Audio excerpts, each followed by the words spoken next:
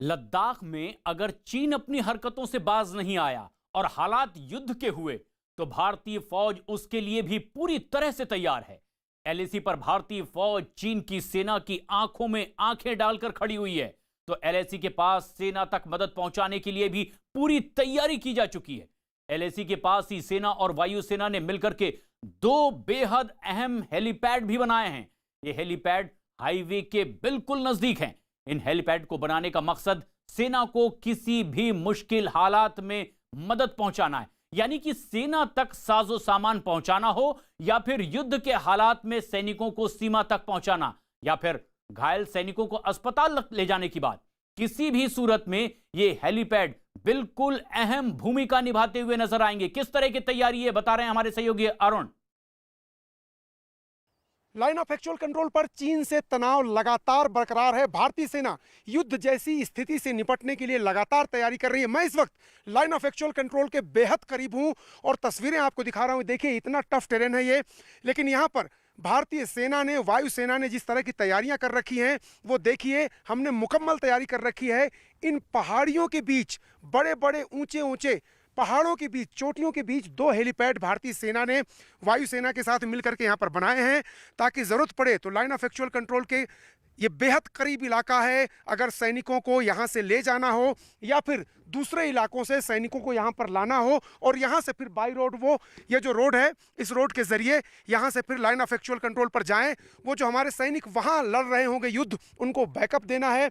Helicopter के जरिए अगर घायल सैनिक को ले जाना है यहां से, और सीमा पर अगर हेलीपैड नहीं है, वहां पर हेलीकॉप्टर उतरने की जगह नहीं है, तो यहां पर बेहद ही करीब दोनों तस्वीरें हमारे सहयोगी कैमरा पर्सन राकेश नेगी दिखाएंगे आपको। दो हेलीपैड यहां पर बनाए गए हैं। ये पहला हेलीपैड है, एच लिखा हुआ आपको पीले कलर से नजर आएगा, और दूसरा जो हेलीपैड है उसमें आपको पिंक कलर से एच लिखा हुआ नजर आ रहा है। और देखिए ये ऊंची ऊंची चोटियां हैं और इन चोटियों के बीच हमने तैयारी किस तरह से की है चीन से निपटने के लिए। ये एक्सक्लूसिव तस्वीरें आप न्यूज़ 18 इंडिया पर देख रहे हैं, जहां हम हर स्थिति से निपटने के लिए तैयार हैं।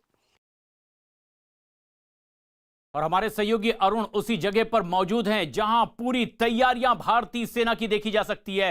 अरुण, ये सबसे खास बात भी है, जो लोग सवाल खड़े कर रहे हैं कि चीन से टक्कर लेने के लिए क्या भारतीय सेना तैयार भी होगी? जो चीजें आप सामने लेकर आ रहे हैं, एग्जैक्ट वो जगह तो हम दुनिया को नहीं बता रहे हैं, लेकिन कुछ ऐसी तस्वीरें जरूर जवाब है उस बात का जो सवाल खड़े करते हैं भारतीय सेना की तैयारियों पर।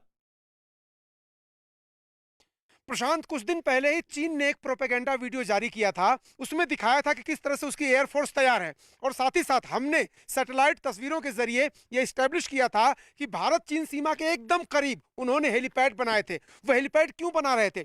इसीलिए बना रहे थे कि उनका मकसद कुछ और है। उनको ऐसा लगता है कि अगर युद्ध की स्थिति आई तो हम अपने सैनिकों को लॉजिस्टिकल सपोर्ट वहां तुरंत भेज देंगे, क्योंकि हमारे पास सड़क भी है, हमारे पास रेल मार्ग भी है और हमारे पास हेलीपैड भी है। तो मैंने जो तस्वीरें आपको दिखाई, निश्चित रूप से हम ये नहीं बताएंगे कि एलएसी के पास वो कहां की तस्वीरें हैं, लेकिन ऐसे दो नहीं कई हेलीपैड बनाए गए हैं। वहां तक मीडिया का कैमरा नहीं जा पा रहा है, लेकिन मैंने पता किया, जो सिक्योरिटी एस्टेब्लिशमेंट में लोग यहाँ हैं उन्होंने कहा कि आप ये दो हेलीपैड मत देखिए, इसके आगे जाइए और भी हेलीपैड आपको मिलेंगे। हालांकि वहां पर सिक्योरिटी रीजन से भारतीय सेना ने हमको उस जगह से आगे जाने से रोक दिया। लेकिन मैं आपको ये बता सकता हूं कि रास्ते में जो मैंने बीआरओ की तैयारी देखी है, पुलों को किस तरह से बनाया गया, किस तरह से नई सड़कें बनाई जा रही, और प्रशांत वैकल्पिक सड़कें जिनके बारे में चीन को अभी पता नहीं है कि ये भी सड़क है, वो भी बनाई जा रही। यानी मुंहतोड़ जवाब देने की पूरी तैयारी भारत की तरफ से। यानी कुछ सड़क तो ऐसी है जो साफ तौर पर देखी और समझी जा सकती है, जिसकी चौड़ाई बढ़ाई जा रही है, लेकिन कई रास्ते और तैयार हैं भारतीय सेना के पास, जिसका अंदाजा लगाना भी चीन के लिए बहुत मुश्किल है। और भारत चीन टकराव से जुड़ी हुई इस बीच एक और बेहद अहम खबर आ रही है लद्दाख से ही। पूर्वी लद्दाख के पेंगोंग इलाके में रणनीतिक नजरिए से बेहद अहम मोर्चों पर भारतीय फौज के कब्जे में आने के बाद चीन से लगातार टकराव की स्थिति बनी हुई है। गलवान और पेंगोंग के कुछ इलाकों में तो हालात ऐसे हो गए हैं कि भारत और चीन की सेनाओं के बीच दूरी महज 100 से 300 मीटर की रह गई है। 29-30 अगस्त से ही भारतीय फौजों का इन मुख्य मोर्चों पर कब्जा है, और ऐसे में चीन की सेना ताक लगाए बैठे हुई है कि किस तरह से इन मोर्चों पर वो कब्जा कर सके। लेकिन भारतीय फौज दुश्मन को करारा जवाब देने के लिए 24 घंटे मुस्तैद है। भारतीय फौज इस समय ऐसी जगह पर काबिज है जहां से चीन का एक एक जवान भारतीय जवानों के निशाने पर है, यानी हर उस खास चोटी पर भारतीय जवानों की मौजूदगी जहां नीचे से तराई वाले इलाकों में चीन घुसपैठ की कोशिश कर सकता है। चीन के किसी भी जवान ने अगर थोड़ी सी भी हरकत की तो उसका माकूल जवाब देने के लिए ऊपर चोटी पर भारतीय जवान मौजूद हैं। अरुण हमारे सहयोगी लगातार हमारे साथ बने हुए हैं। अरुण, जिस तरह की यह तैयारी है, क्या अब यह बात खुद चीन भी समझ चुका है कि इस तरह की स्ट्रेटजी के साथ भारत से तो पार पाना मुश्किल है और इसीलिए वो घुसपैठ और दूसरे तरीके अपनाने की फिराक में है? देखिए, निश्चित रूप से प्रशांत, मैं आपको जरा तस्वीरें दिखाता हूं। यहां पर ये देखिए, ये पूरी घाटी है, समझिए इसको इस तरह से। और हम जहां पर मौजूद हैं ऊंचाई पर मौजूद है, जैसे ये ऊंचाई है। अब ये देखिए, इस जो चोटी के ऊपर हम हैं वहां से जाहिर सी बात है कि हम अगले 3 से 4 किलोमीटर दूरी तक किसी भी मूवमेंट को ट्रैक कर पाएंगे। हमारा सर्विलांस सिस्टम उस पर होगा, हमारे सैनिक उस पर होंगे, हमारे कैमरे उस पर होंगे। तो हम बहुत आसानी से चीन के सैनिक क्या करना चाहते हैं, क्या कर रहे हैं, क्या वो सैनिक जमावड़ा कर रहे हैं, क्या वो रसद सप्लाई को इकट्ठा कर रहे हैं, क्या वो हेलीकॉप्टर हवाई जहाज वहां तैनात कर रहे हैं, कोई हेलीपैड बना रहे हैं, इन सब बातों का पता हमको लगता है इस हाइट से। और ब्लैक टॉप पे जब से हमने नियंत्रण किया है और पैंगोंग त्सो के आसपास की कई चोटियों पर जो रणनीतिक रूप से बहुत महत्वपूर्ण है, वहां जब हम गए हैं तो उसके बाद चीन बौखलाया है। एक बात आपको बता दूं, करगिल जब युद्ध हुआ था तो चीन की तरह ही पाकिस्तान, जैसे पाकिस्तान पहाड़ियों पर था, ऊंचाई पर था, हमारे सैनिक नीचे थे। ऊपर से वो पत्थर फेंकते थे, हमारे सैनिकों को घायल कर देते थे। ऊपर से गोली चलाते थे, हमारे सैनिकों को गोली लगती थी, हम उन तक नहीं पहुंच पाते थे क्योंकि ऊंचाई पर गोली चलाना मुश्किल है। वही हालत एलएसी पर इस वक्त पैंगोंग के इलाके में हिंदुस्तान के सैनिकों की है। वो ऊंचाई पर हैं और चीन के सैनिक नीचे हैं और इसीलिए चीन लगातार षड्यंत्र रच रहा है। और दरअसल शिनजियांग प्रांत चीन का और तिब्बत को जोड़ने वाला हाईवे है G129 और यह बेहद करीब है वहां पर जहां भारत के जांबाज मौजूद हैं। और इसीलिए भी अब बौखलाया हुआ है चीन कि भारत के इस करारे जवाब से चीन आखिर किस तरीके से एक्शन और रिएक्शन दे। चीनी सेना अब लद्दाख में और ज्यादा टकराव बढ़ाने पर आमादा नजर आने लगी है। लद्दाख में चीन की सेना भारतीय सेना को कई जगह पर पेट्रोलिंग से इसीलिए रोक रही है। लद्दाख में मौजूद 63 पेट्रोलिंग पॉइंट में 10 पॉइंट पर चीनी सेना अड़चन पैदा करने की कोशिश में लगी हुई है। इन इलाकों में है डेप्सोंग, ट्रिग हाइट्स, गलवान और गोगरा। डेप्सोंग इलाके में पेट्रोलिंग पॉइंट 10, 11, 12 और 12A के साथ साथ पेट्रोलिंग पॉइंट 13 पर भी चीनी सैनिकों ने रोक लगाने की कोशिश की है। वहीं गलवान में पेट्रोलिंग पॉइंट 14 और गोगरा में पेट्रोलिंग पॉइंट 17 और 17A पर पेट्रोलिंग पर चीनी सैनिकों ने रोक लगाने की कोशिश की है। दरअसल अब यह बौखलाहट दिखा रहा है चीन की कि किस तरह से भारत हर कोने पर मौजूद है। अगर जरा सी भी हरकत चीन ने की तो वो निशाने पर होगा भारतीय जवानों के। और इन तस्वीरों को देख करके भी समझिए कि दरअसल किस तरह से यह इलाका है जो भारत का अपना है, भारत की जमीन है। यहां अब तक इतनी ज्यादा मूवमेंट भारतीय जवानों की नहीं होती थी, लेकिन अब जब इसने पेट्रोलिंग शुरू की है चीन के नापाक मंसूबों को भांपते हुए, तो इसमें अड़ंगा लगाने की कोशिश चीन कर रहा है। आखिर क्या अरुण, यही बात चीन को खाए जा रही है कि अब जो उसके इरादे थे उस पर तो भारत ऊपर से नजर बनाए हुए और इसीलिए भी जरा सी मूवमेंट पर भी अब वो रोक लगाने की कोशिश में जुटा हुआ है। देखिए प्रशांत, चीन की मुश्किल यह है कि आजादी के काफी सालों बाद तक इंफ्रास्ट्रक्चर के मामले में भारत थोड़ा पीछे था। इस बात को कहने में कोई गुरेज नहीं है और इसीलिए 62 की लड़ाई में हम समय पर उन जगहों पर नहीं पहुंच सके जहां पर हमारे सैनिकों को समय रहते पहुंचना चाहिए था और वहां पर कब्जा हुआ। अब क्या है, दौलत बेग ओल्डी में हमने एयरपोर्ट बना लिया और ऐसा एयरपोर्ट जिसपे सप्लाई ले जाने वाले बड़े विमान भी उतर सके। दिक्कत चीन की क्या है, अक्साई चीन पर उसने अवैध कब्जा कर रखा है। सीपेक परियोजना जो उसका ड्रीम प्रोजेक्ट है शी जिनपिंग का, वो वहां से पीओके गिलगित बाल्टिस्तान होते हुए और जाता है बलूचिस्तान तक। अगर हम अक्साई चीन से जो बड़ा हाईवे जाता है वो हमारी जद में है, अब वहां हम आराम से पहुंच सकते हैं। हमारे सैनिकों की फायरिंग रेंज में है, हमारी तोपों की फायरिंग रेंज में है और जिस हाईवे का जिक्र आप कर रहे हैं वो भी हमारी फायरिंग रेंज में है। चीन को दिक्कत है कि इतना जबरदस्त इंफ्रास्ट्रक्चर हमने अब डेवलप कर लिया है लाइन ऑफ एक्चुअल कंट्रोल के पास कि वो चाहता है कि भारत पीछे हटे। दिक्कत कहां से शुरू हुई थी, गलवान में संघर्ष क्यों हुआ? श्योक नदी पर हम पुल बना रहे थे, हमारा लेजिटिमेट राइट है, भारतीय सेना को वहां तक पहुंचने के लिए आसानी होती थी, उस पुल को रोकने के लिए बोला। उसके बाद जब हम नहीं रुके तो संघर्ष हुआ। तो चीन ये चाहता है कि हम पीछे रहें और वो आगे बढ़ता रहे। अब ये कतई नहीं हो रहा है प्रशांत। 1 इंच भी चीन अगर आगे बढ़ रहा है तो भारत के सैनिक सामने डटकर उसका प्रतिरोध कर रहे हैं।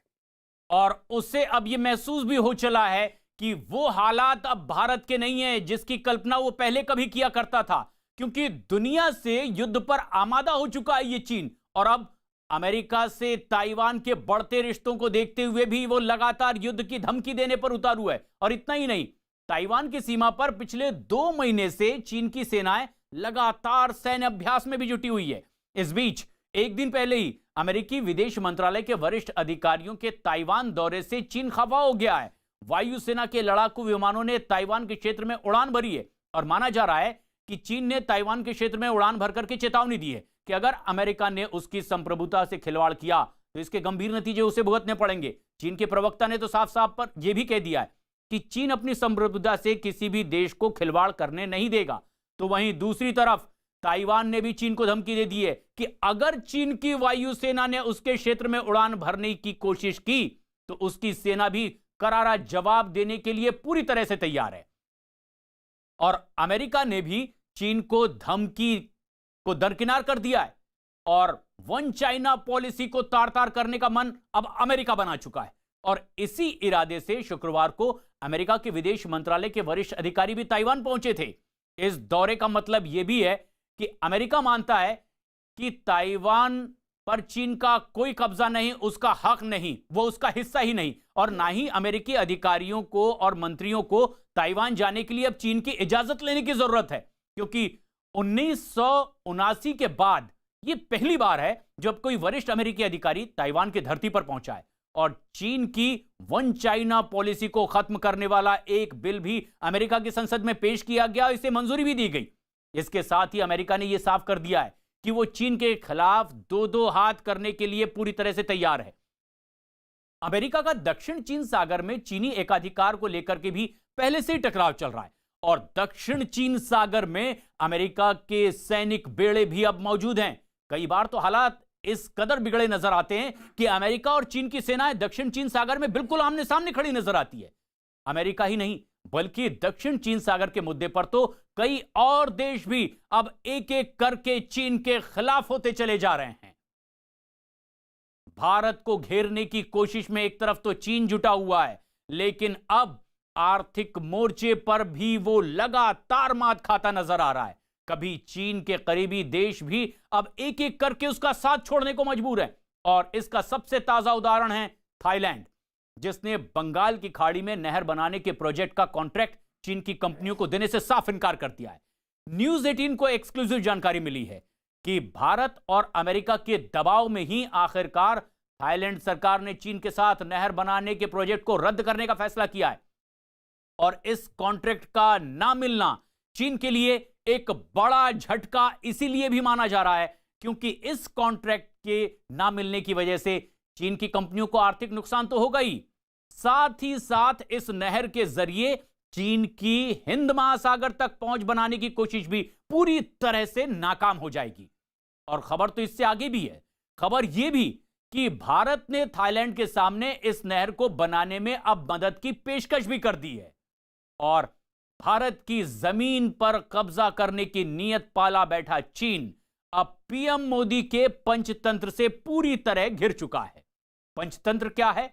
भारत, अमेरिका, जापान, ऑस्ट्रेलिया और रूस। उधर सरहद पर भारतीय सेना ने चीन की बोलती बंद कर दी है और कूटनीति की बात करें तो दुनिया भर में चीन अलग थलग हो गया है और उस पर अंतर्राष्ट्रीय दबाव भी अब लगातार बढ़ता चला जा रहा है।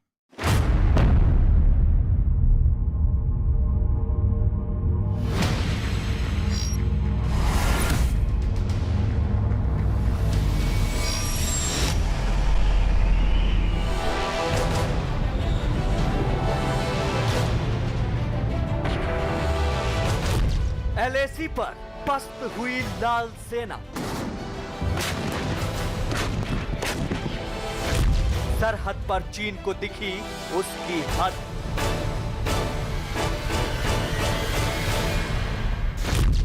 चीन के विरुद्ध 5 मोर्चों पर युद्ध।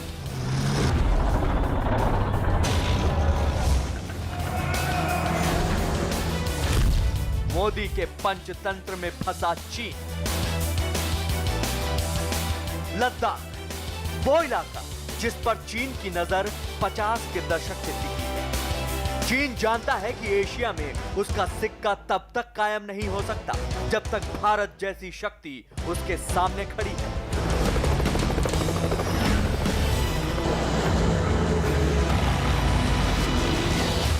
इसीलिए चीन धीरे धीरे कर भारत पर सामरिक दबाव बढ़ाने की कोशिश करता है। लेकिन इस बार चीन का भ्रम भारतीय सेना के पराक्रम की आग में भस्म हो चुका है। आपको दिखाएंगे कि मोदी के पंजे में चीन कैसे फंस चुका है। लेकिन पहले उस लद्दाख और एलएसी का हाल, जहां जवानों और जनता दोनों का जोश आई है।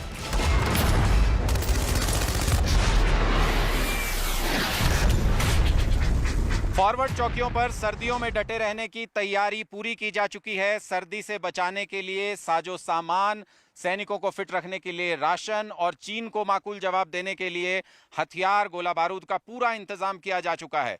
साथ ही सर्दियों में लद्दाख के सारे सड़कें और पुल खुले रह सकें, इसका भी बंदोबस्त किया जा रहा है। T-90 टैंकों का रुख भी अब लद्दाख की तरफ मोड़ने की तैयारी हो रही है।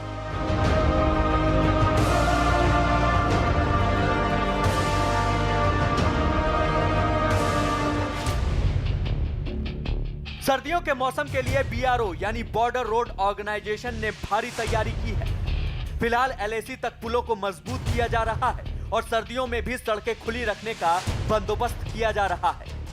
दरअसल लद्दाख के दौलत बेग ओल्डी तक राशन हथियारों की सप्लाई ट्रकों से होती है, तो रोड खुला रहना जरूरी है। इसके साथ खबर यह भी है कि पूर्वी लद्दाख में एलएसी पर T-90 टैंक भी तैनात हो सकते हैं। फिलहाल बख्तरबंद गाड़ियों से जवानों को एलएसी तक पहुंचाया जा रहा है।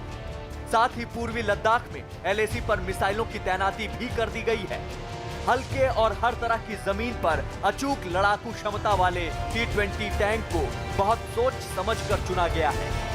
T-90 टैंकों की गिनती या उनका शुमार दुनिया के बेहतरीन टैंकों में होता है। T-90 टैंक की गन 125 मिलीमीटर की है। उसके साथ ही साथ ये एंटी टैंक मिसाइल भी फायर कर सकता है। इसका वजन अपने साइज को देखते हुए बहुत कम है, 48 टन, और उसकी हार्स पावर 1000 हार्स पावर काफी अधिक होती है।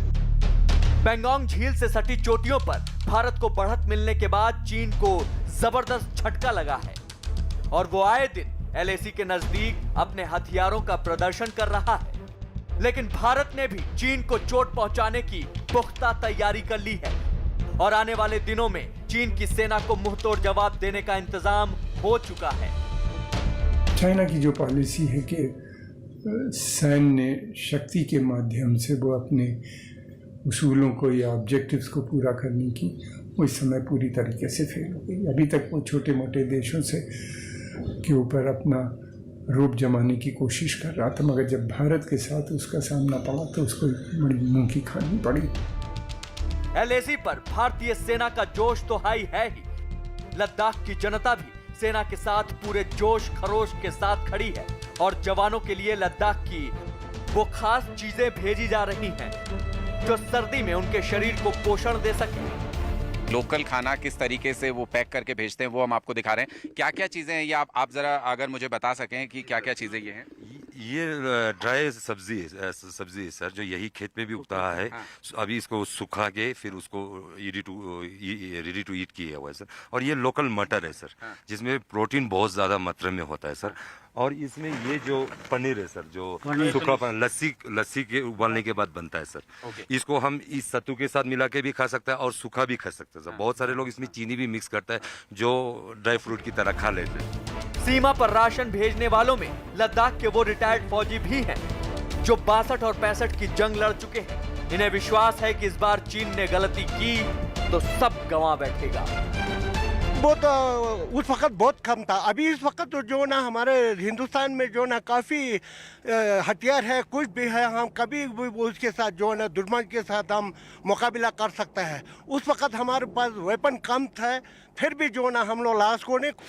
चीन की विस्तारवादी नीति का सबसे पुराना सपना है भारत और उसके पास के इलाकों पर अपना राज कायम करना। इसीलिए चीन के शासक माओ त्से तुंग ने हथेली सहित 5 फिंगर यानी 5 उंगलियों का फार्मूला दिया था। इसका मकसद एशिया में भारत को पछाड़कर अपना वर्चस्व बनाना। यह थ्योरी कुछ इस तरह है। सबसे पहले आती है हथेली यानी तिब्बत। इस हथेली पर चीन बहुत पहले कब्जा जमा चुका है। इसके बाद उसका मकसद है अंगूठे यानी लद्दाख पर कब्जा जमाना, जिसकी नीयत से वो घुसपैठ करने आया है। उसके बाद सिक्किम, अरुणाचल प्रदेश, नेपाल और भूटान पर वो कब्जा जमाने की कोशिश करने वाला है। चीन की कब्जा रीति बहुत पुरानी है, लेकिन नए हिंदुस्तान की नई बहुत बड़ा झटका लगा है। भारत ने भी अब इस बात को समझ लिया है कि हिंद महासागर और साउथ चाइना सी में चीन को रोकने के लिए भारत को इन देशों की सहायता की जरूरत पड़ सकती है। इसलिए भारत इस महीने क्वाड के विदेश मंत्रियों की मीटिंग ऑर्गेनाइज करने जा रहा है। चीन इससे सख्त नाराज है। भारत की रणनीतिक जीत यह है कि मजबूत विदेश नीति के जरिए सिर्फ अमेरिका को ही साथ नहीं लाया गया। रूस ने भी चीन के खिलाफ भारत का सहयोग करने के लिए हाथ आगे बढ़ाया है। रूस के राष्ट्रपति व्लादिमीर पुतिन ने पीएम मोदी को फोन किया और उन्हें जन्मदिन की बधाई दी। इस दौरान उन्होंने रूस भारत की साझेदारी मजबूत करने की बात भी दोहराई। पीएम मोदी ने पुतिन को साझा समिट में भारत आने का न्योता भी दिया। कहते हैं राजनीति और विदेश नीति में संकेतों की भाषा के गहरे मायने होते हैं, और ये वो सारे संकेत हैं जो इशारा कर रहे हैं कि चीन सिर्फ एलएसी पर ही नहीं घिरा, बल्कि विश्व मंच पर भी घिर गया है। डोकलाम का इशू हो या अब ये लद्दाख में जो कुछ भी हो रहा है, उसमें भारत का वो साथ दे रहा है। जब से ये टेंशन शुरू हुआ है, रशियन ऑफिशियल भारतीय सैनिक अधिकारी हों या डिप्लोमेट्स हों या उच्च लेवल के ऑफिशियल्स हों, उनके टच में भी बने हैं। और अभी हाल ही में पुतिन ने भी फिर से प्रधानमंत्री श्री नरेंद्र मोदी जी से बात की। चीन लद्दाख में घुसने का इरादा लेकर एलएसी के नजदीक आया था, लेकिन सेना ने उसे चोटियों से उठाकर पटक दिया और मोदी के पंचतंत्र ने उसे दुनिया के मंच से उठाकर पटक दिया है। तो सिर्फ भारत से टकराकर ही नहीं, अब अंतर्राष्ट्रीय स्तर पर भी बुरी तरह से घिरा हुआ है चीन। लद्दाख में चीन के किसी भी दुस्साहस का जवाब देने के लिए भारत की सेना भी पूरी तरह से तैयार है। वहां T-90 टैंक भी तैनात किए जा चुके हैं। बोफोर्स तोप और बाकी हथियार तो वहां पहले से ही पहुंच चुके थे, लेकिन यह तैयारी इसलिए भी बेहद जरूरी है क्योंकि चीन विश्वासघात से बाज आता हुआ दिखाई नहीं दे रहा है। भारत ने चीन के खिलाफ लगातार रणनीतिक घेरेबंदी अपनी और तेज कर दी है और चीन इसी बात से तिलमिलाया हुआ है क्योंकि भारत ने उसे कूटनीतिक मोर्चे पर पूरी तरह से अलग थलग कर दिया है। रूस ने भी शी जिनपिंग को संदेश दे दिया है कि भारत के खिलाफ चीन ने कोई चाल चली तो भारत से अपनी दोस्ती भुलाकर वो खुलकर निभाएगा, क्योंकि कुछ दिन पहले ही चीन के सरकारी अखबार ग्लोबल टाइम्स ने कबूल किया था कि चीन में रूस और भारत के रक्षा समझौते से खलबली मची हुई है। और ऐसे में एक बड़ी खबर यह आ रही है लद्दाख से।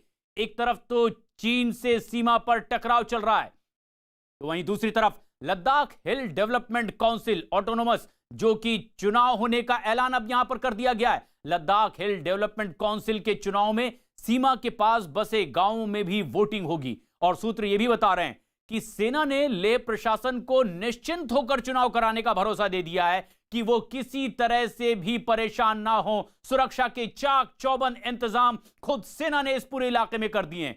चीन से टकराव की वजह से तंगस्ते, चुशुल और न्योमा वाले इलाके में तनाव भरे हुए हैं, लेकिन सेना ने यहां की लद्दाख प्रशासन पर बिना किसी चिंता के वोटिंग करवाने की बात कही है। लद्दाख हिल डेवलपमेंट काउंसिल के मतदान की तारीख तय कर दी गई है। 21 सितंबर को चुनाव होना है और वोटों की गिनती 16 अगस्त को होगी। ये चुनाव भी बेहद अहम है क्योंकि ऐसे में जबकि कई सालों की मांग धारा 35 से हटी थी और 370 हटने के बाद एक मांग पूरी हुई, और अब जबकि यहां चुनाव हो रहे हैं, लोगों में उत्साह है और सेना भी सुरक्षा के लिए चाक चौबंद। लेकिन चारों तरफ से घिरे चीन को अब कुछ भी सूझ नहीं रहा है। उसने पाकिस्तान को अपनी साजिश के मोहरे के तौर पर इस्तेमाल करना शुरू कर दिया है। और खबर यह भी है कि अब भारत के साथ तनाव के बीच में ही चीन इन दिनों पाकिस्तान के परमाणु ठिकानों पर अब टैक्टिकल न्यूक्लियर वेपन्स यानी कि छोटे परमाणु बम बनाने का काम भी तेज कर रहा है। और इसके लिए चीन से बड़े पैमाने पर पाकिस्तान को रेडियो एक्टिव मटेरियल की भी सप्लाई की जा रही है।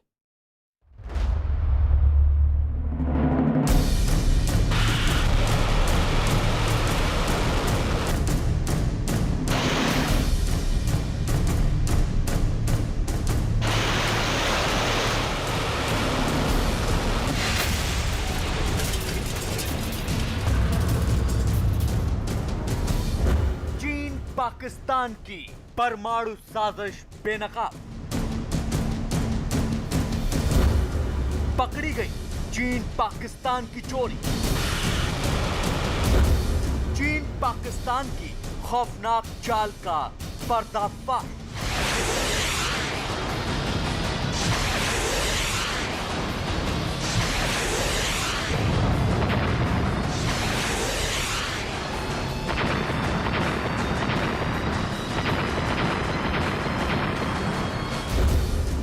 चोर चोर मौसेरे भाई।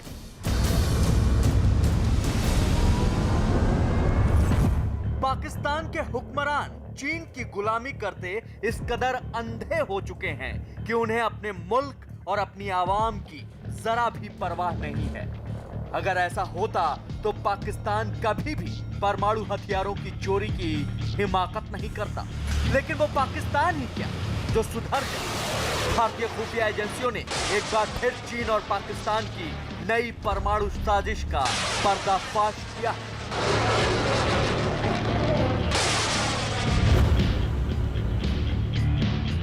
चीन पाकिस्तान को टैक्टिकल न्यूक्लियर हथियार बनाने में मदद कर रहा है। पाकिस्तान भारत से सीधी टक्कर नहीं ले सकता, इसलिए चीन की शय पर इस नई न्यूक्लियर साजिश को अंजाम दिया जा रहा है। टैक्टिकल न्यूक्लियर हथियार किसी सैनिक फॉर्मेशन के खिलाफ इस्तेमाल किए जाते हैं क्योंकि इसका दायरा सीमित होता है। भारतीय खुफिया एजेंसियों के मुताबिक चीन सारे अंतर्राष्ट्रीय नियमों का उल्लंघन कर पाकिस्तान को टैक्टिकल न्यूक्लियर हथियार बनाने में मदद कर रहा है। चीन बेरियम 133 के सोर्स मटेरियल को पाकिस्तान भेजने की तैयारी में है। बेरियम 133 को पाकिस्तान के Karachi nuclear power plant unit K2 और यूनिट K3 में भेजा जा रहा है। CNNC यानी चाइना नेशनल न्यूक्लियर कॉरपोरेशन और CZEC यानी चाइना जोंगयुआन इंजीनियरिंग कॉरपोरेशन ने इसके निर्यात की मंजूरी दे दी है। खुफिया रिपोर्ट की माने तो ये मटेरियल 30 जून 2021 तक पाकिस्तान पहुंच जाएगा। यही नहीं, चीन पाकिस्तान की प्लूटोनियम से बनने वाले परमाणु हथियार बनाने में मदद कर रहा है। चीन ने इस बात को पुख्ता करने के लिए कहा कि जिस भी जहाज से ये पाकिस्तान जाएगा वो भारत के किसी भी बंदरगाह पर न रुके। पाकिस्तान को टैक्टिकल न्यूक्लियर वेपन्स को डेवलप करने में मदद कर रहा है और उसे हर तरीके का सपोर्ट प्रोवाइड कराया जा रहा है, जिसमें कि फ्यूल भी शामिल है। और इस तरीके के टैक्टिकल न्यूक्लियर वेपन्स का इस्तेमाल पाकिस्तान भारत के साथ युद्ध की स्थिति में भारत की सेनाओं को क्षति पहुंचाने के लिए कर सकती हैं। न्यूज 18 इंडिया को भारतीय खुफिया सूत्रों से मिली जानकारी के मुताबिक चीनी वैज्ञानिक पाकिस्तान को प्लूटोनियम बेस्ड टेक्निकल न्यूक्लियर हथियार बनाने की तकनीक देने की साजिश पर भी काम कर रहे हैं। पाकिस्तान के पास कम दूरी तक मार करने वाली HATF-9 मिसाइल है। पाकिस्तान ने इसे चीन के विशी रॉकेट सिस्टम को कॉपी करके बनाया है। HATF-9 मिसाइल 60 किलोमीटर की दूरी तक मार कर सकती है और इसे मोबाइल मिसाइल लॉन्चिंग सिस्टम के जरिए तेजी से तैनात किया जा सकता है। HATF-9 ठोस ईंधन से चलती है, इसलिए इसे बहुत कम समय में लॉन्च किया जा सकता है।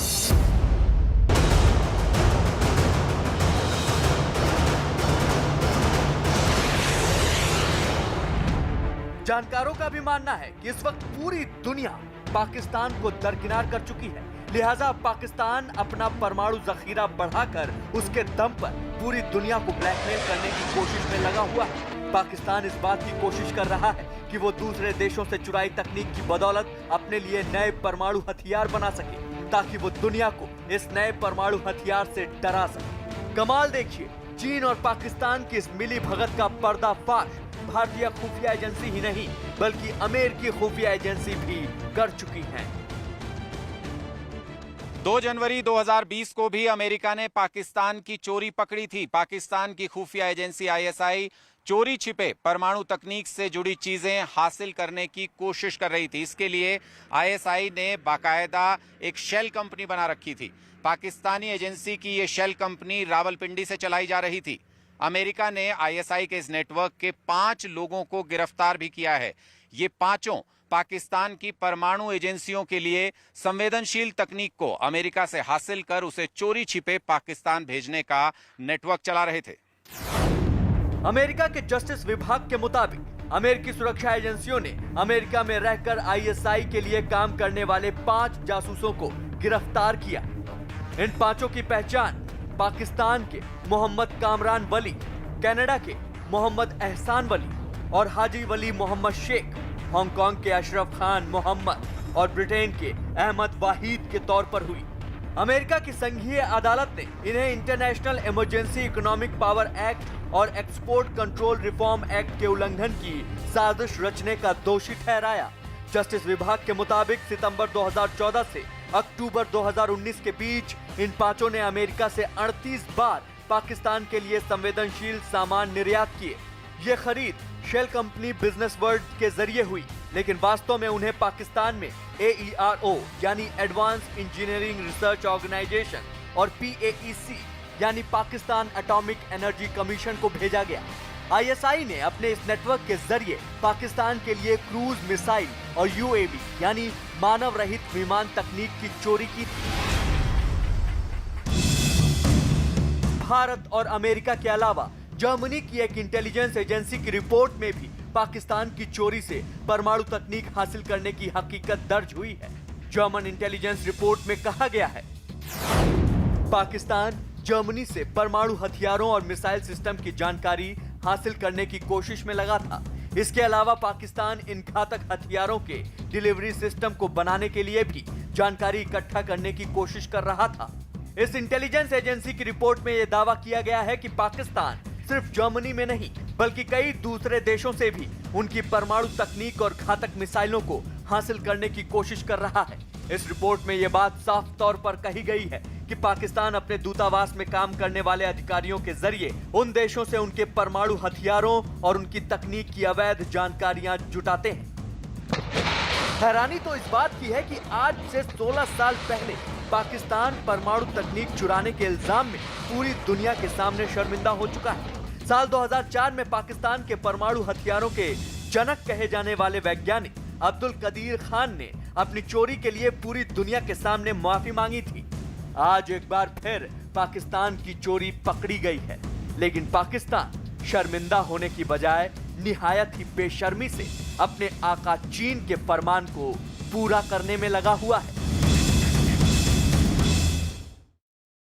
और इस वक्त की बड़ी खबर आ रही है। बड़ी खबर आतंकी साजिश से जुड़ी हुई जिसे एनआईए ने नाकाम कर दिया है। आतंकी संगठन अल-कायदा ने भारत में रह रहे इजराइल के लोगों पर हमले की साजिश रची थी, जिसे वक्त रहते ही एनआईए की टीम ने नाकाम कर दिया है। खुफिया सूत्रों से मिली जानकारी के मुताबिक अल-कायदा और आईएसआईएस ने मिलकर के इस हमले की साजिश रची थी, जिसे दिल्ली एनसीआर के इलाके में 18 सितंबर से लेकर 11 अक्टूबर के बीच अंजाम देने का प्लान बनाया गया था। एनआईए ने पश्चिम बंगाल के मुर्शिदाबाद और केरल के एर्नाकुलम से अल-कायदा के मॉड्यूल का पर्दाफाश करते हुए 9 आतंकियों को गिरफ्तार कर लिया है। एनआईए की टीम ने खुफिया जानकारी मिलने के बाद मुर्शिदाबाद और केरल में कई जगह एक साथ छापेमारी की और इसके बाद मुर्शिदाबाद से यानी पश्चिम बंगाल के मुर्शिदाबाद से 6 आतंकी पकड़ लिए गए और केरल के एर्नाकुलम से 3 आतंकियों को गिरफ्तार किया गया। बताया जा रहा है कि ये आतंकी पाकिस्तान में सीधे कुछ आतंकियों से संपर्क में थे और कश्मीर में हथियारों की सप्लाई करने वाले थे। गिरफ्तार किए गए सभी आतंकी बंगाल के रहने वाले हैं, जिनका सरगना मुर्शिद हसन नाम का आतंकी भी गिरफ्तार कर लिया गया है। अल-कायदा के इन आतंकियों से के पास में भारी मात्रा में हथियार बरामद किए गए हैं, जिहाद से जुड़ी कई सामग्री बरामद की गई है और बताया यह जा रहा है कि पश्चिम बंगाल के ये नागरिक जो केरल में रह रहे थे, माइग्रेंट लेबर के तौर पर वहां रह रहे थे, जिन्हें गिरफ्तार किया गया। केंद्रीय जांच एजेंसी एनआईए ने केरल और पश्चिम बंगाल में एक बड़े सर्च ऑपरेशन को अंजाम देते हुए 9 संदिग्ध आतंकियों को गिरफ्तार किया है, जिसका वास्ता आतंकी संगठन अलकायदा से बताया जा रहा है। इस वक्त में मैं एनआईए के दफ्तर के ठीक बाहर में है। एनआईए मुख्यालय में इस मामले पर तफ्तीश चल रही है और एनआईए के अधिकारियों की अगर माने तो जिस तरह से पाकिस्तान में बैठे हुए अलकायदा आतंकी संगठन से जुड़े हुए कई आतंकी केरल और पश्चिम बंगाल में कई लोगों को सोशल मीडिया के मार्फत से उसे ट्रेनिंग दे रहे थे और उसे आतंकी बना रहे थे, और इस मामले पर जब जानकारी स्पष्ट हुई तो कई जो आतंकी हैं इस मामले को ध्यान में रखते हुए एक बड़े आतंकी वारदात करने के लिए तैयार भी हुए थे, और इसी मामले की गंभीरता को देखते हुए 9 लोगों को गिरफ्तार किया गया है, जिसमें कि 6 पश्चिम बंगाल मूल के बताए जा रहे हैं और 3 केरल मूल के बताए जा रहे हैं। केरल के एर्नाकुलम से वास्ता है और जबकि पश्चिम बंगाल की बात करें तो मुर्शिदाबाद से वास्ता है। जिस तरह से इस मामले पर छापेमारी के दौरान कई महत्वपूर्ण सबूत मिले हैं और ये भी पता चला है कि राजधानी दिल्ली और एनसीआर को ये दहलाने की एक कोशिश कर रहे थे। और एक के बाद एक कई आतंकी गिरफ्तार हो रहे हैं और इसी कड़ी में एक बड़ी खबर आ रही जम्मू कश्मीर के राजौरी से, जहां सुरक्षा बल ने सर्च ऑपरेशन के बाद 3 आतंकियों को गिरफ्तार कर लिया है। तीनों आतंकियों को राजौरी शहर के पास से गिरफ्तार किया गया है। तीनों ही आतंकी लश्कर से जुड़े बताए जा रहे हैं, कश्मीर के रहने वाले हैं और कुछ दिन पहले ही राजौरी में आकर रुके थे। सूत्रों का यह भी कहना है कि ड्रोन के जरिए राजौरी में हथियार इन तक पहुंचाए गए जो आतंकियों से बरामद भी कर लिए गए हैं। AK-56 राइफल इनके पास से बरामद की गई है। एक्सक्लूसिव तस्वीरें आप अपनी टीवी स्क्रीन पर इस वक्त देख पा रहे हैं न्यूज़ 18 इंडिया पर। और सुरक्षा बल ने देर रात ये जानकारी जब हासिल की कि इस इलाके में कुछ आतंकियों की मौजूदगी है तो खुफिया एजेंसियों से मिली इस जानकारी के बाद पूरे इलाके में सर्च ऑपरेशन शुरू कर दिया। फिलहाल तीनों से पूछताछ की जा रही है कि आखिर इनके निशाने पर कौन थे और इनकी आगे क्या और प्लानिंग थी। जॉइंट कार्रवाई में पुलिस ने 38 राष्ट्रीय राइफल्स के साथ मिलकर के बहुत अच्छा काम यहाँ पर किया है। कल इन्होंने एक ऐसा ग्रुप पकड़ा है जो कश्मीर की तरफ से यहाँ पर पहुँचा था और वो ग्रुप यहाँ पर इस एरिया में सस्पिशियस हालत में जहाँ उसकी पुलिस को इत्तला मिली उसके बाद पूरा एरिया जो है उसमें ऑपरेशन लॉन्च किया गया। सर्च के दौरान 3 ऐसे लोग पाए गए जो बैग लेके घूम रहे थे और जो ही पुलिस और आर्मी की पार्टी को नोटिस किया उन्होंने बैग की जिप खोलते ही ग्रेनेड पार्टी के ऊपर फेंका और अच्छी बात यह है कि वो ग्रेनेड फट नहीं पाया और इतने में पार्टी ने उन तीनों को धर दबोचा। कोविड-19 ने लोगों की जिंदगियों और हर तरह के कारोबार पर बेहद बुरा असर डाला है।